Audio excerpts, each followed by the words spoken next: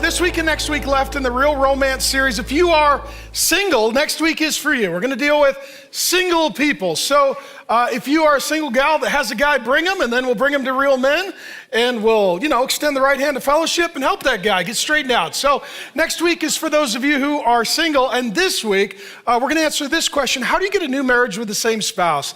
And we're going to be working out of Song of Songs and also chapter 8 in the Real Romance book. If you didn't get a copy, there's a free copy on the way out, or you can order one if you're watching online. And here's what happens. Every single relationship eventually, inevitably, hits a bit of a rough patch.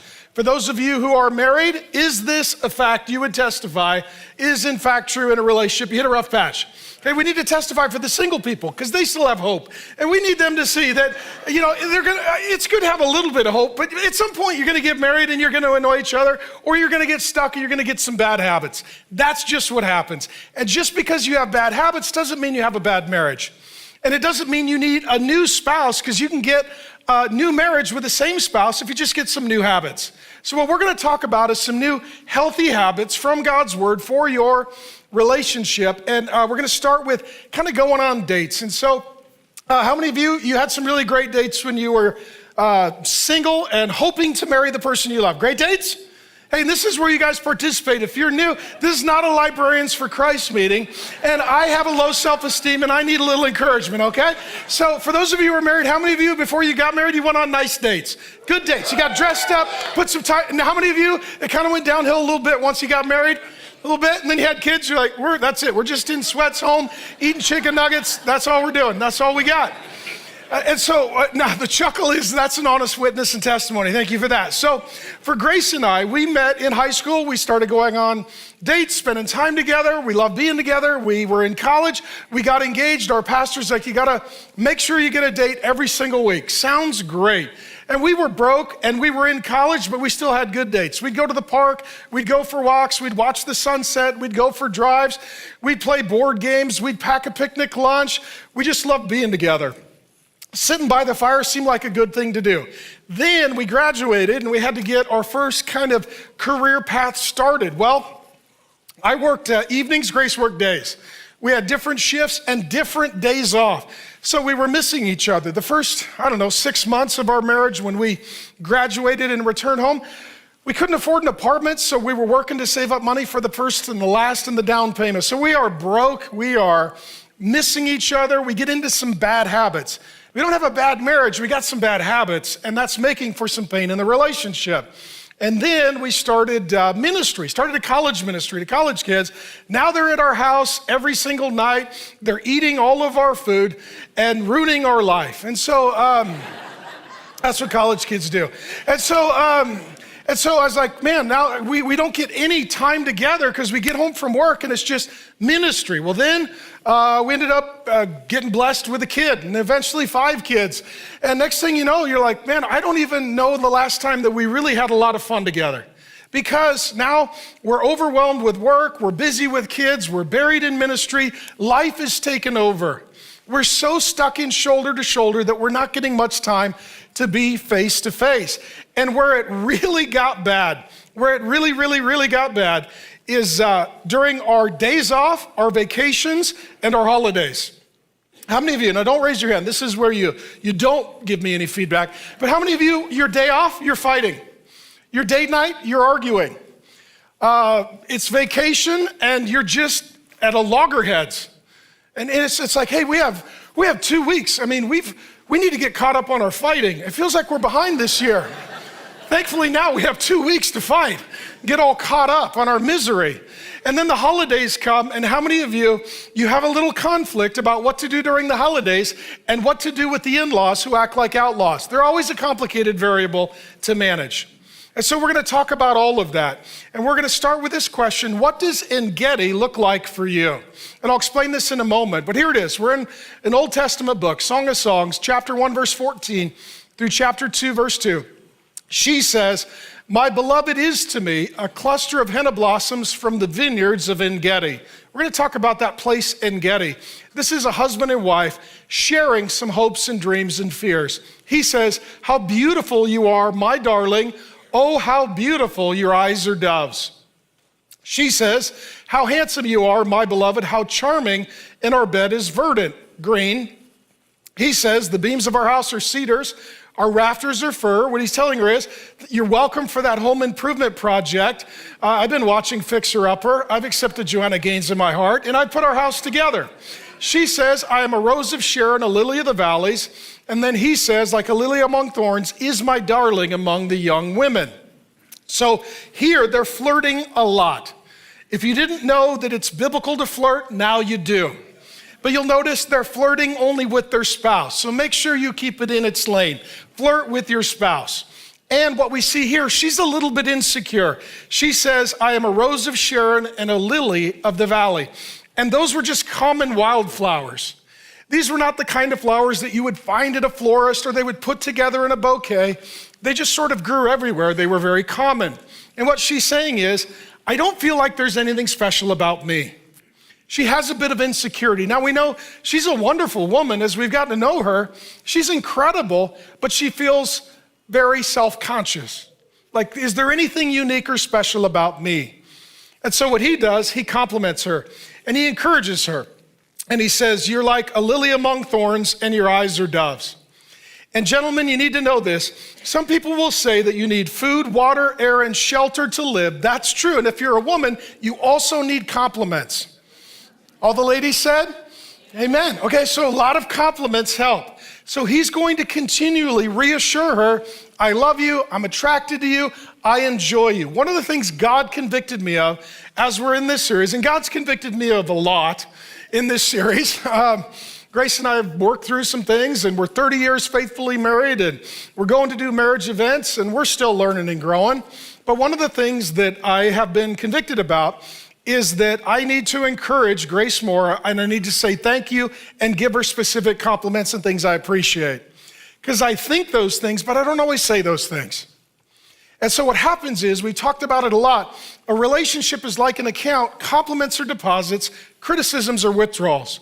We're always gonna have some withdrawals, things we gotta talk about, places that need some adjustment. But if you're not making lots of deposits, eventually you're gonna bankrupt the relationship. He's complimenting her, he's encouraging her. And what she is saying is that she wants to go to a place called En Gedi. Now, you may not know about this place, but it still exists to this day. This was written 3,000 years ago. Grace and I have actually been to En Gedi. It's in Israel.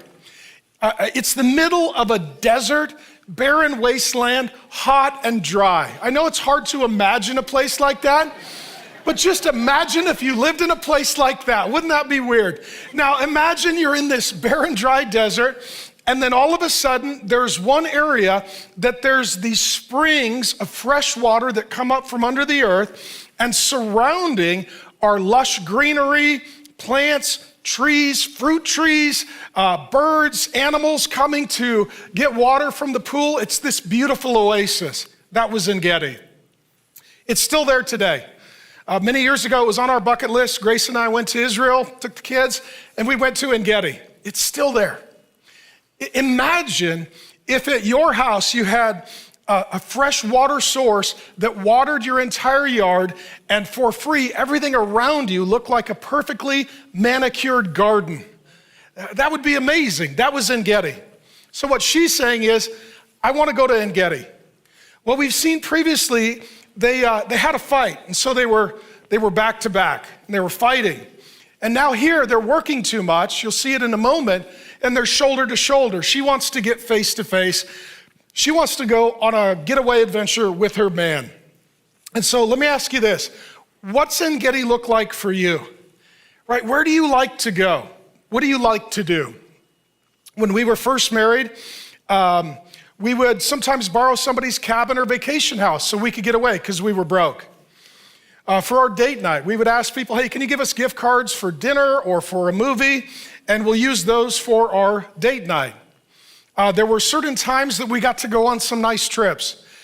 We were broke when we were first married, and so we were trying to figure out, how do we get some nice adventures in? How do we get some staycations, some vacations, build some memories, have some fun together, get out of the normal routine? And we didn't camp, because Grace does not camp. If you're married to a gal who likes to camp, have her talk to Grace. Grace is very indoorsy. And if you've ever seen Gilligan's Island, I love Grace with all my heart. She'll be up at the end to correct whatever I'm saying. But Ginger, not Marianne. That's where we landed in our convictions, okay? Bed and breakfast could go either way. That's pretty cool. I mean, sometimes, anyway, so we didn't camp. And then as we were married for a while and I started getting to travel for ministry, God has been very gracious to me. And I've had a really blessed, incredible life. And I would always tell people, hey, if I'm going to come speak, can I bring Grace and the kids? Because I don't care about the honorarium, I care about the memory. And so we were able, as a couple and with the kids, to go to Australia, to go to Greece, Israel, Turkey, Scotland, all over the world. And we've taken photos and we've got videos. And even on those trips, we would find a way for someone to watch the kids, like random strangers on Craigslist or whatever, and people that we knew. And we would schedule dates and we would go out to nice dinners or sunset walks on the beach and take photos and just get those sacred memories made. And then as we've been married now 30 years, sometimes we get to plan bigger trips. So I asked Grace, I said, what was one of your favorite memory trips? And I was shocked. She said, Montana, okay. So I was like, oh, okay, because some years ago we turned 50. I know I don't look a day over 80, but we turned 50. And so I was like, where do you want to go? And I'm thinking Prague or Paris. And she said, Montana. I was like, oh, okay, we can do that. So we went to Montana. We rented a place at a really nice hotel on a lake. We hiked the Glacier National Forest. We rented a boat. We just spent some days together. We sat by the fire at the beach at night. We drank wine. It was great. And so I don't just teach the Bible, I live it. So anyways, so we had a great time. And one of my favorite memories was we went to Germany. And we went to the Lower Rhine River just a few years ago. And we got to visit the historical sites of the Protestant reformer Martin Luther and his wife Catherine. And we also, when we stayed on the Lower Rhine River, we had this really old, quaint hotel. And all of the cities there, the towns are very small villages. Cobblestone streets, old churches, buildings, cafes, outdoor seating, just beautiful and historic. And you could jump on a boat and float down the river. And if you like that town, you get off and visit and explore. When you're done, you get back on the boat, float back down the river, go to the next town. We did it for days. We turned our phones off. We just spent time together. We had no schedule and we just hung out. And it was amazing. It was one of the most memorable times of our entire relationship together. What does En Gedi look like for you? Where do you like to go? What do you like to do? And what she's doing here by telling him, this is where I want to go, she's building anticipation. You got to build some anticipation in your relationship. Hey, where do you want to go? Let's start planning it. Let's get it in the budget. Let's get it on the calendar. Let's start looking forward to it. Now, let me just for a moment speak to you men who are cheap, okay? Ladies now are suddenly paying attention. I'm seeing a lot of this. Okay, so you can either spend your money on dates or divorces. You're going to spend it, all the ladies said. I was a little cautious, but it was still honest. I would rather spend the money on the relationship than spending money for the damage done by the failure of the relationship. So what does En Gedi look like for you? We've still got a bucket list of places we want to go. And then I would ask as well, what does En Gedi look like for you at home? And she says, the beams of our houses are cedars, our rafters are firs, and our bed, it's also the same word in the original language, our couch is verdant, it's green. And so she's talking as well, not only about going to En Gedi, but bringing En Gedi home. Sometimes you want to spend money to go somewhere, go on vacation, romantic getaway, make a memory or a holiday. Sometimes you want to spend some money to bring En Gedi home. How can you get a break at your house? How can you rest at home? When our kids were growing up, we said, this is our bedroom, it's off limits. You're not allowed to come in here, the door is locked. And don't just come in, you'll see how you were made, and then we'll have trauma therapy, and you don't want this, okay? And so it's like, you can't just hang out in our room. You're not just welcome in our room. You got to knock on the door, and we'll get to you in a few days. Take a number and wait. And so for us, our bedroom was sacred. And then one of Grace's favorites, we had a little room off of our bedroom some years ago. It was a little nook that had a fireplace, room for a TV, and she bought a really comfy couch, and the kids would go to bed, and every night we could snuggle up there, sit by the fire, watch a show, play a board game, drink wine, whatever the case may be. Or what does it look like to bring it home? Do you need a tub? Do you need a hot tub? Do you need outdoor seating? Do you need a fire pit? Do you need a fireplace? Do you need a pizza oven? What would be a good investment for you to make memories at home? For Grace, she cares a lot about the indoors. I care a lot about the outdoors. I have seasonal affective disorder. I love sunshine, fresh air. I eat outside. I study outside. I walk outside. I hike outside. If I had to, I think I'd do pretty good at being homeless. I really like it outside. I really like it outside. Grace, she likes being inside. So for her, getting the house set up means a lot to her. So we have to just discuss, okay, honey, how does the home work for you? How does the outdoors work for me? I need a fireplace. I need sunshine. I like trees and green, and I like to be outdoors. What does En Gedi look like for you? You can get so busy working on your life, you don't have time to enjoy your life. You can get so caught up in your work and your duties and your responsibilities that you miss your opportunities to make the memories. So we're going to talk about this in specific. It's going to be a very practical sermon, but here's what we're going to deal with next. We're going to deal with Sabbaths, vacations, and holidays. So here's what she says. Come, my beloved. Let us go to the countryside. She's inviting him. And let me say this, ladies, there's a big difference between nagging and inviting. All the men said? Preach. Amen. Preach it. It's a good time to collect the offering, Pastor Mark. You got us all on board. Okay? Nagging is, we never do anything. Inviting is, I got something awesome. Would you like to do it? Mm-hmm. Yes. Okay? Let us spend the night in the villages. Let us go early to the vineyards to see if the vines have budded, if their blossoms have opened, and if the pomegranates are in bloom. It's springtime, both in life and in their relationship. There I will give you my love. Woo! That's a promise. The mandrakes sent out their fragrance, and at our door is every delicacy, both old and new. Honey, I know there's some things that you like, and we're going to do those, and then there's some things that we've never tried. Let's go on vacation that I've stored up for you, my beloved. If only you were to me like a brother who was nursed in my mother's breast. We'll unpack this. Then if I found you outside, I would kiss you, and no one would despise me. I know this sounds weird, but I'll unpack it. Hang in there. I would lead you and bring you to my mother's house, she who taught me. I would give you spiced wine to drink, the nectar of my pomegranates. And here's what she's saying. In that culture, you weren't allowed to have public displays of affection. 3,000 years ago, conservative, religious, Jewish, Eastern culture. He is the king of Israel. She's the queen of Israel. She's the peasant princess, we like to call her. And as a result, they're always in public, and it's always very formal. Right? Meaning she can't just hold his hand or kiss him or flirt with him. And, they can't do what normal couples would do because they don't get that private time. They're always public. It's never informal. It's always formal. Some of you understand this. Some of you are CEOs, CFOs, politicians, public figures, celebrities. You're like, you know what? We're always sort of in the public eye, and we never get to just be alone, the two of us. The only exception in that culture was a little brother and sister. So let's say there's a little brother and he's got a sister. Let's say she's just a little bit older. They could hold hands. Nobody minds. She could give him a kiss. That was cute. They could snuggle up together. Nobody stopped them. What she's saying is, I wish we could do what kids can do.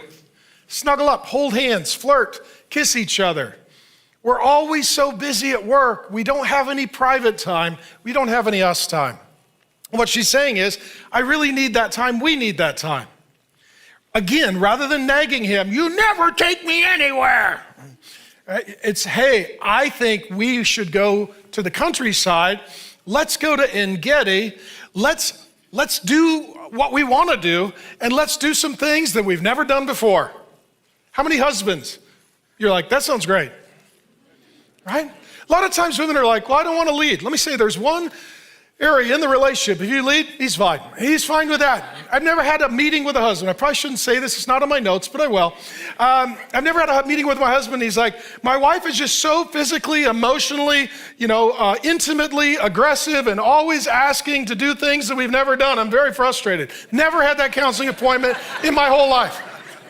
Could you tell her to dial it down? I just, hey, my face is up here. I have a brain. Like, I've never had that conversation with a man. Never. 0 times. Right? 0 times. Okay, anyways, honey, was that on the line, over the line? Where are we? It's too late. Okay, that's what Grace said. Okay. Thank you, honey. I should have checked before. And so here's what we see. First, I want to talk about how to get a break together. We're going to talk first about Sabbath, then we're going to talk about vacations and holidays. So Sabbath, what she's talking about here is let's get a day off work. Let's go out and have some fun. Let's make a memory. So I want to talk about Sabbath. And I told the guys this at Real Men. I'll see you guys at Real Men on Wednesday night. And we were talking about Sabbath recently. You have 2 choices. You take a break or you break. Those are your options. You take a break or you break. Now, taking a break is fun. Breaking is not. You're laying in bed sick or you're laying in a hospital bed recovering. In Japan, they actually call this karoshi, and it is dying on the job. It is literally working until you die on the job. And so for us as believers, they were fully well aware of Genesis 1 and 2, that God created everything in how many days? 6 days. And then on the 7th day, he rested. He took a Sabbath. Sabbath means to rest. So God worked 6 days, took a day off. God then put in motion in the 10 Commandments in Exodus chapter 20, 7-day week. What he says is, you do like I do. I'm your father, you're my kids, you do what dad does. Work hard for 6 days, take a day off. Take a day off. And so God wants you to take a day off. And in the original Hebrew, it literally is, in 6 days, God breathed out. And on the 7th day, God breathed in. You hear this from people all the time. I just have so much going on. I need to catch my breath. And they're agreeing with the Bible, whether they know God or not. They're saying, I gotta breathe in. That's the Sabbath. So what do you do on a Sabbath day? Whatever allows you to rest and recover. Whatever allows you to breathe in. There is sometimes a debate as to what day you should have the Sabbath. This couple, Solomon and Abby, they would have taken Saturday as their day off. Christians take Sunday because that's the day that Jesus rose from the dead. America couldn't agree. Do we take Saturday or Sunday? So we took both. So that's how we got a 2-day weekend. So we're doing good. And it says this in Colossians 2:16, let no one pass judgment on you with regard to a Sabbath. It says in Romans, just pick whatever day works for you. God doesn't really mind. Just pick a day. Some of you are like, I don't know if you guys know this, I work on weekends. I don't know if you've noticed that. People are like, how's your Sunday Sabbath? Well, it stinks because I'm working. I work on Sunday, so I take Friday off.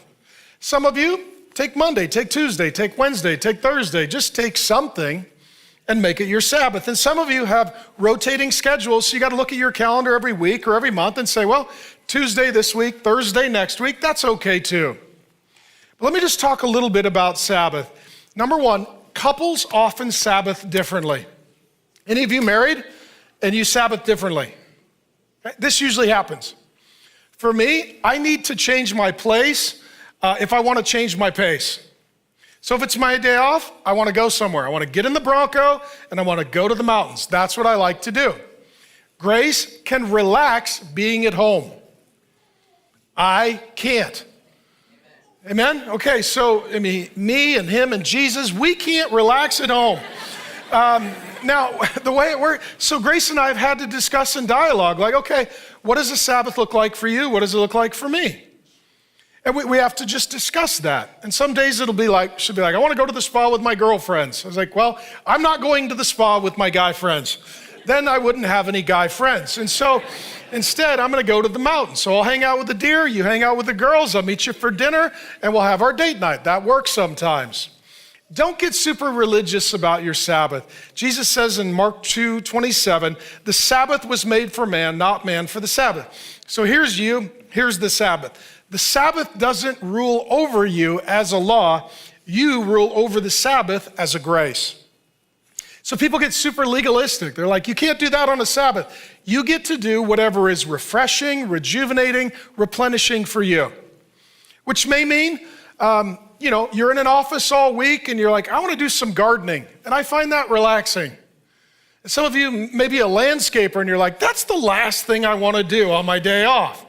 And so it just depends on the person. Some of you want to cook, and that's great. And some of you are like, I'm a chef, I don't want to cook. And so the Sabbath is whatever helps you rest and recover. And don't let people make a lot of rules and impose them on you. In addition, don't just have a Sabbath day, have a Sabbath heart. How many of you have taken the day off, but you're anxious? You're checking your email, you're on your phone, you're taking calls and texts, and you're doing work, and your heart is not Sabbath. Or you're thinking about work. And so next thing you know, you're going back to your computer, or you're going back to your phone, or you're going back to your desk. Pastor Mark here, quick interruption. If you're enjoying this content, it is part of a recent conference that we did for Valentine's Day. And we want to help put the fun back into fundamentalism, if you know what I mean. So you can grab all of the content related to this conference. And if you're enjoying this, it's only the beginning. It's not just a day, it's a heart disposition. Jesus says, come to me, all you who are labor and heavy laden, and I'll give you rest for your souls. The day is to connect with the Lord and people and to rest and recover. In addition to a weekly Sabbath, which is a day off, you need to have a daily mini Sabbath. It says in Genesis, there's evening and morning the first day, evening and morning the second day. And so for the Hebrew mindset that Solomon and Abby had, the day didn't start in the morning when your alarm goes off. It starts in evening when your day is done at work. So for them, they didn't have electricity, right? The sun goes down, you're like, I guess we're done working. You go home, you light a candle, start a fire, have dinner, and you start with rest in the evening, and then you go to work in the morning. Our problem is we think our day starts in the morning, so you kill yourself and then you collapse at night. And the key is to not just plan your day, but to start by planning your night. We're gonna set out our clothes, are we gonna go to bed early? Are we gonna get enough sleep? What's our evening routine? How are we gonna wind down? Let's not just be looking at our screen until we try to go to sleep and then we can't. And it's managing your evening to set up your morning. In addition, during your weekly Sabbath, you've gotta get a date in.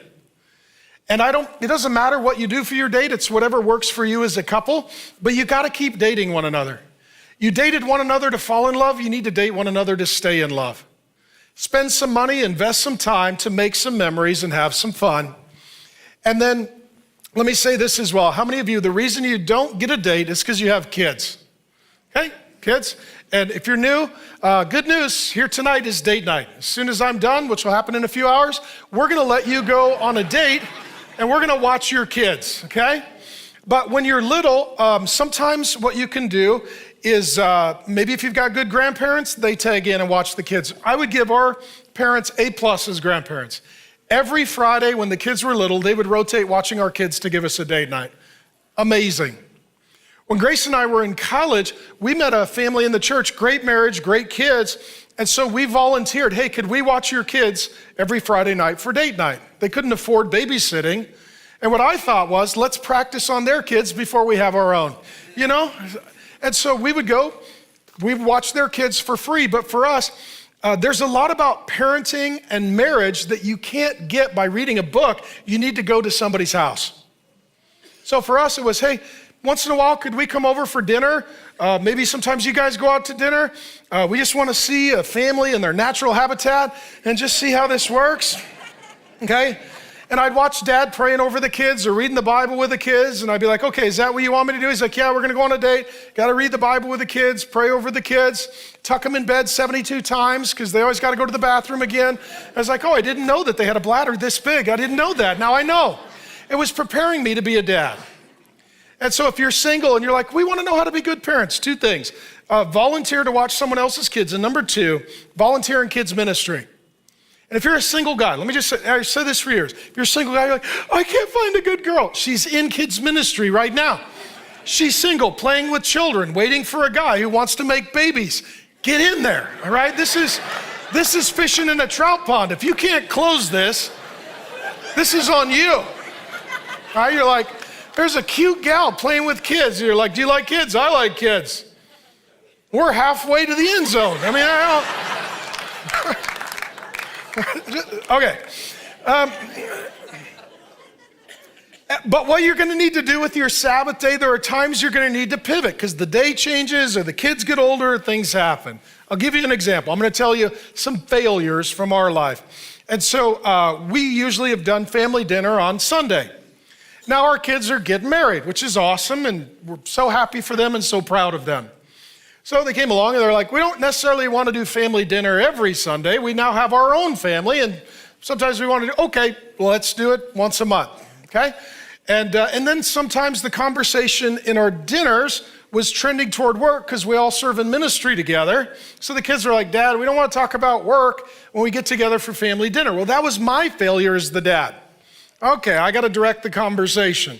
So what Sabbath used to look like, we got 5 kids, they're all at home, we have dinner on Sunday night. Now they get married, we do dinner once a month, and they don't want to talk about work.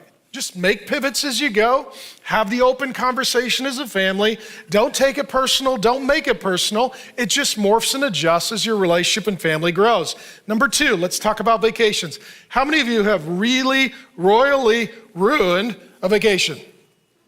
Okay, so none of you? Okay, so one person. So, okay, the rest of you can check your phone now, and I'm going to talk to them. Okay, so I'll tell you, we've wrecked some vacations. I'll give you one story. So we had the kids, they were little, we were broke in ministry, I'm working too much, my tendency is to work too much. Finally, somebody came along, they're like, hey, we have a cabin on the beach at the ocean. Pastor, you can have it for free. Oh, praise the Lord. Came home, told Grace, we're going on vacation. So we loaded up our Suburban, named Hank the Tank. Our children named the vehicles, I don't know why. And once they named them, I couldn't get rid of them. So we had Hank the Tank. We loaded up Hank the Tank. We had the car top carrier. We had all the bikes on the back. Now we're doing wheelies. I mean, it's just all loaded down. There's stuff in the back. The kids are in the car seats. Everything's ready to go. Boom, we go to the coast. We pull up. We go in. First thing I notice, they had a cat. Okay? This is how you know they're not godly. So we go, but I have a daughter, you know, and she's allergic to cats. So she blows up like a pufferfish, starts having an asthmatic attack, eyes closing, can't breathe. While we're trying to save our daughter's life, the boys decide to go out to the deck, which is very high, missing planks in the floor, and the railing is broke. Our sons are trying to kill themselves. And then next thing, so I got a daughter dying, I got 2 sons just gonna kill themselves. And then our youngest daughter notices they've got a stuffed bear on the wall, thinks it's a real bear, has a full-blown panic attack, thinks there's a bear in the cabin. Okay? We're there, this is like 30 seconds in. Grace is like, it smells and it's dirty. Okay? So we were there about 17 minutes and then we went home. That was the end of our vacation. Okay? And so what I learned was you better plan your vacation. It's not going to plan itself. So a couple of thoughts. Say this as well. When you have kids, if you go on vacation, is it a vacation, yes or no? No. That was unanimous. Okay? I always think it's really cute when new parents are like, we're going on vacation to Disneyland with the kids. Oh my gosh, that's hilarious. You're gonna walk 1,000 miles, a churro's $1,500, your kids, you have a choice between them eating snacks or going to college. You're not going on vacation.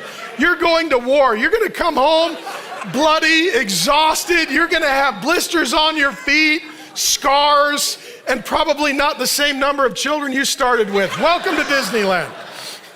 Right? So if you go on vacation, it's just not a break with the kids. So you may need to schedule a vacation after your vacation to recover. But a couple of thoughts if you have kids and you're going on vacation. First of all, dad should go visit the spot before you go. I should have went and investigated this Blair Witch cabin that we got gifted to us from Rob Zombie. We should have checked that out. I should have checked it out. In addition, you need to make your plans as a family. And I would always call a family meeting. Hey, who wants to go where? What do you want to do? Let's plan something every day. Okay, this will be the day that dad takes the boys and mom takes the girls. And then we swap. This is daddy date. And you boys go hang out with mom. And then what I like to do is plan one thing a day. Don't plan too much. Leave margin. Because at some point, somebody's going to throw up. I hope it's not you, but somebody's going to throw up on vacation and somebody's going to get sick, or you're going to find something awesome to do. So you want to pivot and take that opportunity. And then what I would do as well, I would write out every day of the vacation and I would put it on the fridge of wherever we were staying so the kids could see. How many of you have those kids? How many of you have the flexible kid? They're like, I don't care. Right? That's the middle child. Now, how many of you have a kid? They're like, what are we doing? And we're 17 minutes late. That's the firstborn, okay? That's just how this works. So you gotta let everybody know what you're gonna do every day so that everybody's on the same page. Let me say this, if you get that blessing of a vacation without children, just ponder that for a moment. Two things I would say, manage your technology. Don't bring your enemies, your critics, your work, or the news, or social media on your vacation, okay? Turn it off, connect with each other, bring a book, something great, like I know of this real romance book somebody wrote, it's amazing. You could take that. You could do Pastor Jimmy Evans' Vision Retreat from Exo Marriage. Just read something, study something that allows the two of you to have really good conversation and to build love and to look forward to the future. Now we'll talk about holidays. Do you want to? I don't either, but we're going to. So I'll tell you our horrific Christmas story. How many of you have blown a holiday? Okay? If you've not blown a holiday, you're a liar, okay? We've all blown a holiday. So one of our worst holidays, we were newly married, we graduated, we moved back, we finally got into a place. We were both working long hours, we were doing ministry, we didn't yet have kids. We were used to our parents setting up the holidays like Christmas. And so it was Christmas Eve, we were working long hours, we got home late. And usually we do Christmas Eve with one side of the family, Christmas Day with the other. Well, the side of the family we were supposed to get with for Christmas Eve, they left town early. And we were gonna go, a day or two later and catch up with them. So we came home and you could not have convicted us in court that it was Christmas because there was no evidence at our house. There was nothing Christmas whatsoever. And I looked at Grace, I was like, I thought you'd plan Christmas. She's like, I thought you were gonna plan Christmas. We blew Christmas. We're home alone, we're married, nothing. So we had an angel wing begonia that I hated from the heart. It always hung out over the walkway and I would have to walk around it. And so Grace got some bows and put it on the angel wing begonia trying to improve our situation. And it didn't work because I hated the angel wing begonia from my heart. And so then I told her, I said, well, let's go out to dinner, Christmas dinner. All the restaurants were closed Christmas Eve. It was too late. Come back, I said, well, what do we got to eat? She's like, well, I didn't go to the grocery store. I thought we'd be out of town. All we had was pancakes. Let me say this, that's a breakfast food. And some of you are like, breakfast dinner. That's a breakfast food. How many of you do breakfast dinner? Okay, repent. That's a breakfast food. That's a breakfast food. So Grace is like, I'll make pancakes. I'm like, I don't really like pancakes. And by the way, pancakes are just cookies for breakfast. It's just total denial. So we started eating pancakes and we were both very, very sad. So then finally, Grace or I don't know which was, like, hey, let's go watch a movie. So there's this romantic movie. That'll salvage Christmas Eve. So we go to the movie, we get our popcorn, we sit there, we're full of pancakes, we're together. And the movie starts, and it was Bridges of Madison County. About halfway in, we're like, it's an adultery film. So, begonia, pancake, adultery. Merry Christmas, right? So, I was like, I'm so sorry, honey. So we got up and we left, because, we're not gonna watch an adultery film for Christmas Eve. It's like, we gotta plan our holidays better. So let me tell you a little bit about holidays.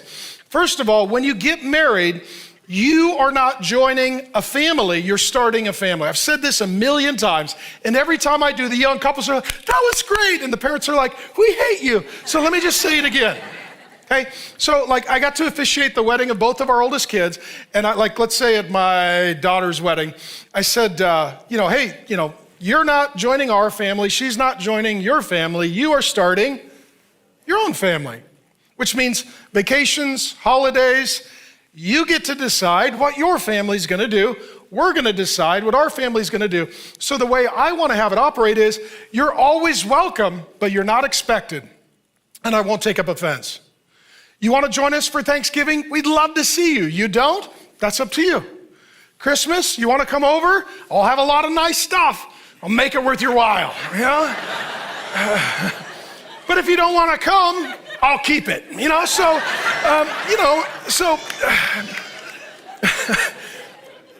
But you gotta figure out, what do we wanna do? And what you've gotta do for the holidays, as you add kids, you need to re-examine annually. So when Grace and I first got married, her parents were good to us and my parents were good to us. So Thanksgiving, guess how many Thanksgiving dinners we had? 2, which is at least 1 too many. Okay, so we'd go to one side and go to the other side, we'd do 2 Thanksgivings. Then the kids came along. Next thing you know, you got 5 kids. 5 kids, 2 Thanksgiving dinners. You're not thankful at the end of the day for Thanksgiving. You're just not thankful.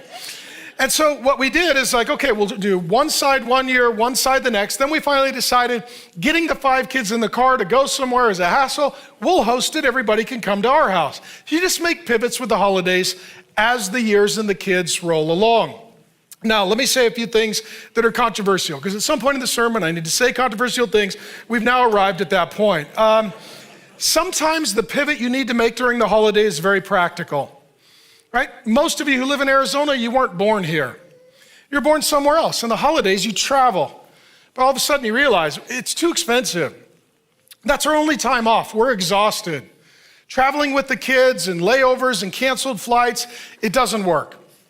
Sometimes it's very practical. You know what? We just want to have our own family memories. We want to get time together. Sometimes it's just very practical. Sometimes, this is where I'm going to meddle a little bit, it's personal. I know you don't have this, but just hypothetically imagine someone that had a relative that they didn't enjoy. Just hypothetically imagine that possibility. Okay? And the holidays come and you got that I love my family, but from a distance. When we're together, there's certain family members, or they bring friends and extended family in, and it doesn't work. Let me say this, sometimes the problem with the holidays is not just practical, it's people, okay? And I'll say that there are 3 kinds of people in your life. I call them positives, negatives, and neutrals. Positive are, they love us, we love them, we enjoy them, they enjoy us, we look forward to seeing them, we have good memories, it just works, that's great, okay? Neutrals are, well, it's not awesome, it's not awful. We're not super excited about it, but it doesn't feel like a day at the dentist. It's okay, it's fine. And then negative is we're not looking forward to it. When we're there, we're trying to get out of it. And when we're headed home, we're like, why did we do that again? Oh, did you sense that? The whole room did this. Ooh, there was this emotional processing. So if you're dealing with someone who's negative, the person to have the conversation is whatever side of the family it's on. So if the problem is on her side, she needs to deal with that family member. If the problem is on his side, he needs to deal with that family member. If you cross that line, you will end up with a big fight and your spouse caught in the middle. And what happens is sometimes we tolerate things from family that we would never tolerate from anyone else. Why does Uncle Jerry always get to be drunk and annoying on Christmas? He's family. Well, you know what? He needs to either change his behavior or he needs to change his plans. Because what you're allowing then is the least healthy person to decide your most important days. Okay, and if they're going to set the tone and culture, either you've got to have a conversation like, hey, we love you, we'd like to enjoy you. These are some things that we're asking. If you can't agree to those, you don't need to come. And if the family doubles down and says, hey, you can't say that, you can't deal with that, we just sort of overlooked that. And you're like, you know what, not my family, not my kids. I don't want my kids in that environment. That's not working. So you know what? Either things change or we're leaving. We're not going to be there. We're going to exit out. Or you have the holidays at your house and you control the environment. So you know what? You can come to our house, but these are our rules. And that being said, this is controversial, but for some of you, it'll be a deliverance. People don't get access to you, your marriage, your kids, your day off, your vacation, or your holiday because of their blood, but because of their character. Not by blood, but by character. And especially when your kids are little, it's like, do I want the least healthy people that we would never allow to spend the holidays with our kids, No, because they are more important than that. And our kids are going to get confused if we say, well, this is how we do life and how we treat each other and how we honor each other and how we celebrate the birth of Jesus at Christmas. And then we allow someone in the family to completely undermine everything we're trying to build in the kids. And it just causes confusion. And for some of you, it's why growing up, the holidays were the most anxious time. Your parents had conflict and arguments, and there was tears and there was disagreement and there was tension. It's like, why do you want to turn a holiday into a negative anniversary and a painful memory? And so I just want to give you permission not to be bitter, not to be mean, not to be spiteful, not to be harmful, but to be healthy. And I'll close with this. And when I say I'll close with this, it doesn't mean I am. It just means you should still pay attention. So here we go. You can have a new marriage with the same spouse. She says, under the apple tree I roused you. There my mother conceived you. There she who was in labor gave you birth. Place me like a seal over your heart, like a seal on your arm. Your love is as strong as death. Its jealousy unyielding as the grave. We get into all this in detail in the book. I'll just summarize it. It burns like blazing fire, like a mighty flame. Mighty waters cannot quench love. Rivers cannot sweep it away. If one were to give all the wealth of one's house for love, it would be utterly scorned. We looked at previously, as we've been looking at the storyline, they had a fight. And he stormed out of the house. And then they came back together and they worked some things out, but quickly they got stuck shoulder to shoulder. He's working too much. She's feeling lonely. They're not getting their day off. They're not getting their vacations. They're not getting their holidays. So they get face to face and they have a conversation. She's not nagging him. She's inviting him. She's like, honey, let's put it on the calendar. Let's put it in the budget. Let's go have some fun. Let's make a memory. Let's go to En Gedi. Let's do some home improvement projects so we can Sabbath at home. Let's go to the countryside. And here, they're back in love. And here's the big idea. Oftentimes people will have a difficult season in their marriage where they're back to back or they're shoulder to shoulder and they think, I need a new marriage. And I would say, yes, you do. But that doesn't mean you need a new spouse. You can get a new marriage with the same spouse if you and your spouse commit to some new habits. What's the evening look like? What's your day off look like? What's your date, day or night, look like? What are you going to do for vacation and memories? What are your holidays going to look like? My assumption is this: if you'll have some new habits, you can have a new marriage with the same spouse. And that's what she's talking about. When she talks about our time under the apple tree, she's talking about their dating at her parents' house, where they would sit or perhaps swing under the apple tree. And they've got time to reminisce about all the good times and the memories. I will close with this. I'm really emotional with my wife and kids. I cry a lot. My daughters make me cry all the time. I'm very heartfelt with my wife and kids. I love taking photos and videos of all the fun times that I've had with Grace, we've had on vacations, we've had on holidays with the kids. I have more video and photo than any human being should have. I recently got a big hard drive to collect it all on because the biggest MacBook can't handle me. And I just found a stack of 8 old video cassettes with old school videos from when the kids were really little. I'm getting them digitized. I literally will sit at my computer and I will look at photos and watch videos and I will cry like I won Miss America. I do. Because I remember, oh, that was so fun. That was so great. They were so little. That was hilarious. Just the memories. And what she's saying here is, let's talk about the memories that started early on, and let's continue making memories until the very end. I'll bring Grace up for a question. How's that? Thanks, guys, for letting me teach. It was fun. I didn't know it was going to be that much fun. Hey, baby. Thanks for coming to work. Thanks, buddy. So did I cross a line or dance on it vigorously, or? I don't know. You're used to it. Okay. It's all good. Okay, the question. How do you keep the day-to-day from turning into just business as usual? And then what are some Christian date ideas for married couples? Okay, you want to do that? That's great. So you kind of talked about this, and I think it's so easy to just do the day-to-day, and planning to not do the day-to-day is how you don't do the day-to-day. So you want to be responsible for your day-to-day. We've had to actually physically write out weekly, like an organized plan. Okay, this day I'm doing this, each day of the week. And then put in that, we plan quarterly as well, like we're going to take a night away, or we're going to do this trip and we're going to add a day because we're speaking for the first day. We're going to add a day and do a vacation. We literally have to go and plan it beforehand because it will not happen if you don't plan it. And so for us, we have a shared calendar that's digital. We'd say that's crucial. If you're going to put your life together and be one, you probably need to have a shared calendar. Weekly, we have a calendar meeting. Usually it's on Monday. It's like, okay, what are we doing this week? When are we having our date? You know, what do the kids need? What does life look like? And like Grace said, then we look down the road.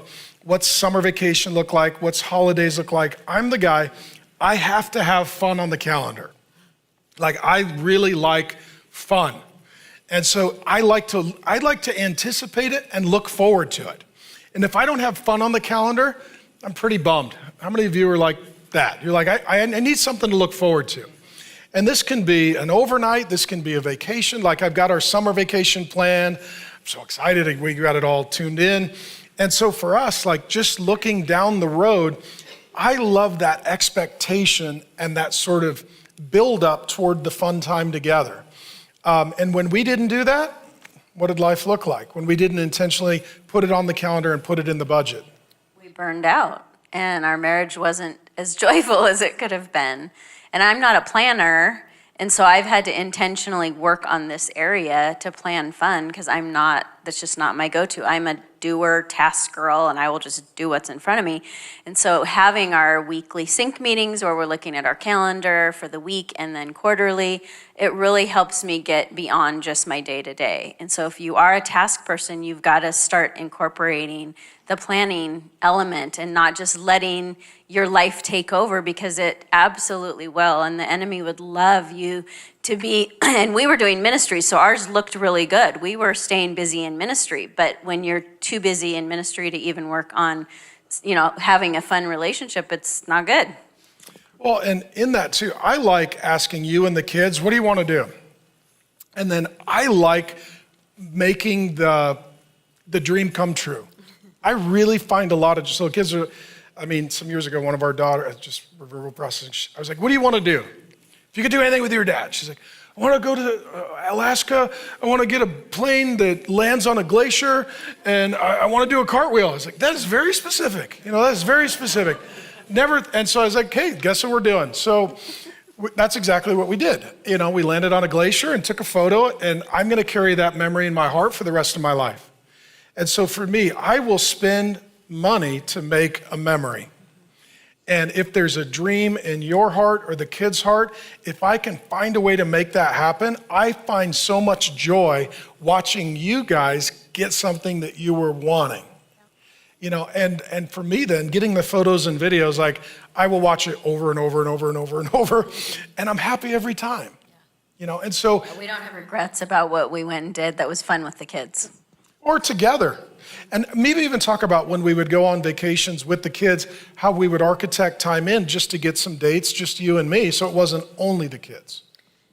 Yeah, on the international trips, we brought my mom or my sister or somebody to help out, just keep track of all the kids so we didn't lose anybody, and then they could give us a date night as well, so that we could take a special, like one of the trips, Australia, it was our anniversary, can't remember which one.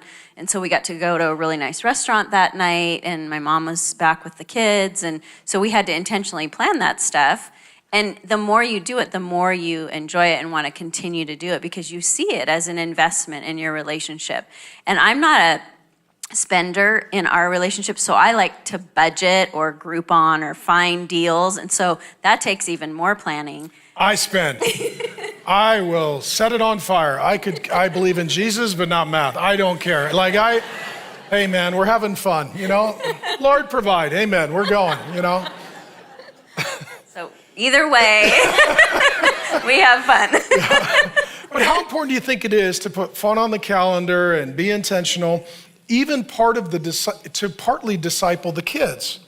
Because kids are naturally selfish, and unless they see you making your marriage a priority, they don't understand, how to prepare for marriage. Well, it's nice to feel like you're enjoyable too, as a spouse and as a child. Like if your parent is always so busy or your spouse is always so busy working that they never even look at you or ask what you want to do together, you just feel like, why am I here? What is my purpose? And so part of it is just even nonverbal communication. When you do that kind of thing, that's what you're saying to your spouse or your kids. And we don't want to do that. And we worked very hard after some hard lessons of doing holidays and trips wrong, or not doing any trips. We learned, okay, this is not how we want to do life. We want to plan for the last day to still be amazing in our marriage. And in order to do that, we have to look at what we want to do now to build that relationship. And it asked about, Christian date ideas. There's so many things we went from. Well, I'd say a date doesn't need to be Christian. It just needs to be awesome. Exactly. It just needs to be awesome. Don't break commandments or laws, There shouldn't be like a bail involved, but have fun, It doesn't have to, it's not like, well, do you guys study Leviticus or Proverbs? Yeah.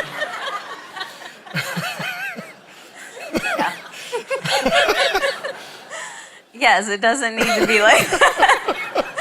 I think we just liked hanging out, so it didn't even have to cost money because we couldn't afford it in the beginning anyway. So just whatever, ask each other, what do you like to do? I don't like to camp. I love the outdoors. I just don't like sleeping in the outdoors.